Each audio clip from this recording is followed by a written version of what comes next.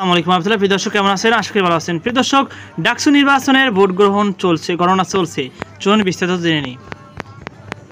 প্রিয় দর্শক, ঢাকা বিশ্ববিদ্যালয় কেন্দ্রীয় ছাত্র সংসদ ডাকসু ও হল সংসদ নির্বাচনের ভোট গ্রহণ সম্পন্ন হয়েছে। ইতিমধ্যে ভোট গণনা চলছে। রাত 12টার আগেই ফলাফল প্রকাশ করা হবে বলে জানিয়েছে ডাকসু নির্বাচন কমিশন।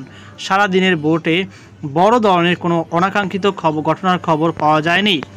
নির্বাচন সুষ্ঠু ও সংঘাতমুক্ত সম্পন্ন হয়, শিক্ষার্থীদের মধ্যে স্বস্তি ফিরেছে।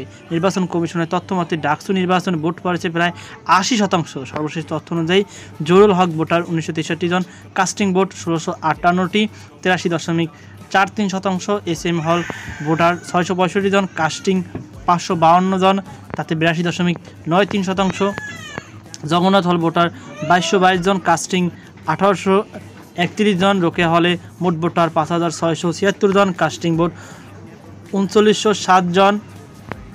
ডাকসুতে এবার মোট ভোটার সংখ্যা 39,874 জন।